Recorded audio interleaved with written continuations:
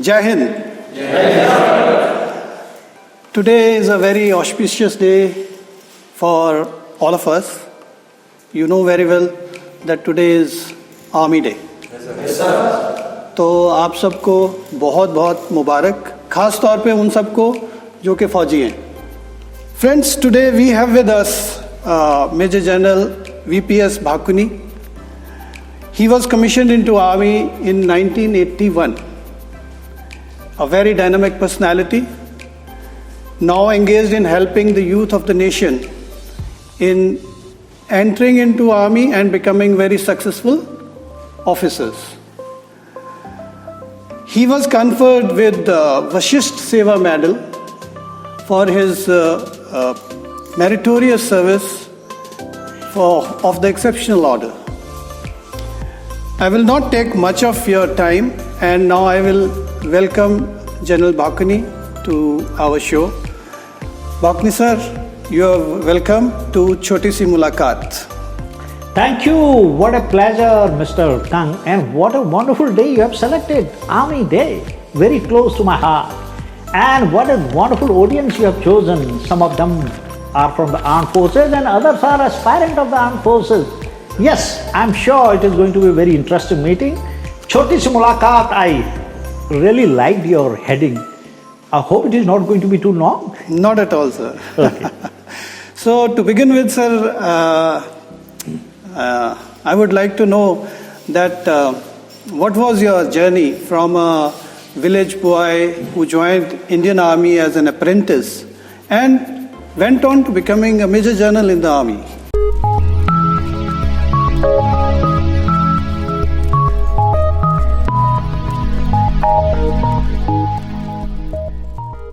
Are you preparing for defense written exams like NDA, CDS, AFCAT or Sainik School Entrance Exam?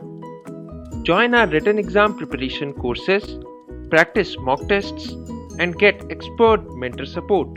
Call us at 725-940-7111. Thank you. Yes, very interesting question. Like I think most of the officers of the Indian Armed Forces, I am also from a very remote and very, I will say, the village which was not very developed one, and in the hills of Uttarakhand. I am from district Almora, a village which is next to the Kosani called Khirako. So yes, the village is very remote, and those days when we were young children, we also had our education in the village school. So the only thing which kept this dream of armed forces alive was the greatest inspiration which I got from my Fauji brothers. You know, in my village there were those days, I remember, 36 army people, and we used to count now how many army people are already enrolled, and none of them was officers. They were JSOs, Subda Majors, NSOs, Jawans. And you know, whenever an army person used to come to the village, I was in class 2, class 3. So we all used to go to his house, and in those days, you know, the Faujis used to be very lavish, and the custom was to give them chana and gud, you know, and we used to call in our local language of Uttarakhandi, Pahadi language, we used to call it changud. Anybody from Uttarakhand will know, understand that, changud. So we used to go to the Fauji's house to have the changud, and they used to bring that for us. So one day when there were some Faujis sitting together, and one elderly man, related to me of course, mentioned that in our village there are so many Faujis but none of them is an army officer, and someday we should have an army officer. And can you believe the idea? I don't know how it came in my mind. I was in class 3 that I will be the one who will become an army officer. So can you believe that dream was formed at that young tender age, and that dream I kept it alive. Very nice. And after that, the only one thing I saw in my eyes, that is to become an armed forces officer. In spite of numerous hurdles, ups and downs, in spite of village education, in spite of not knowing the English at all, so I ultimately was able to do it. If I can do it, that's why I tell these young boys, you also can do it. It's not that difficult as you are thinking.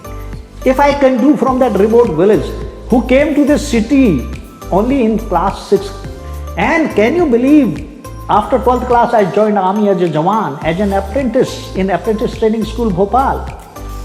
So, during the training, you will not believe I did my graduation privately and cracked the CDS examination as well as ACC examination and of course the short service examination. And first time when I went for the SSB, you will be surprised, it was 11 board Allahabad, and I did very well from my own standards. I was very energetic, very confident, very enthusiastic, had prepared well, but I couldn't speak a single word of English. Oh. And in fact, in my college days, those days, I was part of the anti-English movement. I was part of that English movement. So we used to, follow that julus, that English, there should be no English to be taught and all that. So I was one of those. So I had some, you can call it some kind of hatred for English. So I spoke very confidently in the SSB in Hindi. And obviously, I was not selected. I was confident, I was shocked when the result came because I had done well. And when I came back, there was one army officer.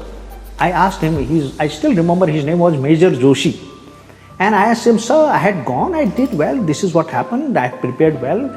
Yes, I spoke in Hindi throughout. He told me one dialogue, which I keep repeating now. It is not my original dialogue, it is his dialogue. He said, Bhakuni, if you do not know English, even the God cannot help you. And I immediately, from anti-English, I became pro-English the very next day. And can you believe it? I put day and night together. In 4 months, my next SSB was there. It was here in Bangalore board, 17 SSB, of which I became later the president. After about 35, 36 years, I became a president of the same board. I went to that board, the deputy president interviewed me. I did very well. Can you believe that one of the best compliments I got from him? I still remember he said, knowing my background, I'm a soldier, I'm a Jawan of the Indian Army, virtually. And he was just wondering, he's like, Bhakuni, how did you pick up this English? I just smiled in my heart. I knew I'm doing pretty well. The way he spoke to me, I knew 100% that I'm through in this SSB. And this is exactly what happened. And the moment the result was announced, I was passed. Not only that, I cracked the ACC, I cracked the short service.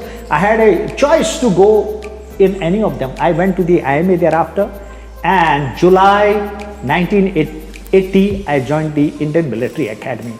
After that, you asked me a very long question. The journey up to a general has been not that I was a kind of extraordinary, no. I was just an average officer. I will say a sincere, a dedicated, a disciplined and an average officer. Let me tell you, this is the greatness of Indian Army. Look, they can accept a boy from a village as an officer. They can give the officer an opportunity to become a general. It is not I will not give the credit to me. I will give credit to this great Indian Army, where everybody has got an equal opportunity to rise high in life. So there are seniors who encourage you. In spite of your background, they groom you to hold senior positions. And simply, it is their encouragement, it is their grooming, it is the environment of the great Indian Armed Forces which made me a general rather than my own effort. How you came into selection process of the Indian Armed Forces, and what were your focus areas there? Can you believe it? When I was a colonel, I had made up a mind, the day I retire, I'm going to open an academy to guide the youth of the country. Because the worst problem I faced when I was wanting some kind of guidance, can you believe it? Those days there was hardly any academy.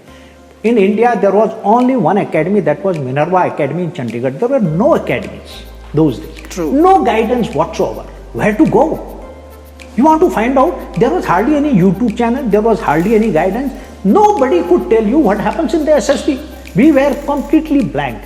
So I was thinking, and there were 9,500 vacancies in the armed forces. I thought, perhaps knowing my nature, my choice, my aptitude, I think I will fit into the selection system. Since my aim ultimately was, after retirement, to open a kind of institution like this, which I have been able to open. So, do you consider that the present system of selection is very robust? And what do you recommend? Mr. Kang, frankly speaking, this is a very old, time-tested system.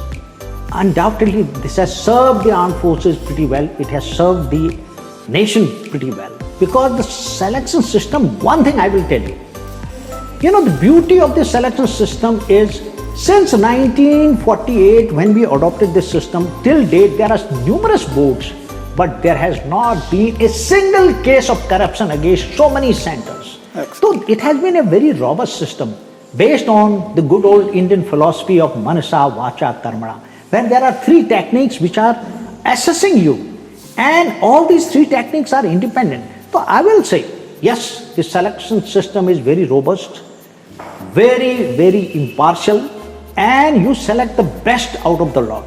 But at the same time, as you asked me, because with the time we also need to change. Today it's been a very long time since 1948. Yes, we have to change the selection system. First thing which I don't like is it's a 5-day system. We can't afford to waste 5 days just for selection. So we need to cut it down. And I think in the army there is a thought of de novo, and these data are available in the open domain now. And sir, what, in your opinion, are the key qualities that are required by any candidate to crack SSB? And also please let us know what is the idea behind this selection. Okay. Mr. Kang, the first thing first, basically these guys also know the selection system is based on officer-like qualities. But reading those 15 officer-like qualities, trying to inculcate in yourself is a little long process. But I will simply tell them what is required, what we are looking for. If you simply pay attention to these 5-6 points, I think you guys can do wonders. What we are looking for, I will say whether it is written in your officer-like qualities or not doesn't matter. We are looking for a smart, impressive, intelligent, confident, a person with good power of expression and body language, bold and lively. That's all we are looking for. Along with that, if you have a knowledge, oh my God, then it is the added feather in your cap. This is all we are looking for. Are you smart? Are you impressive? Are you energetic? Are you enthusiastic? Are you confident? Do you have the power of expression? Do you have the body language? Are you bold enough? And do you have the knowledge? Knowledge about the armed forces, knowledge about the general awareness around you, what's happening. That's what a leader is supposed to know.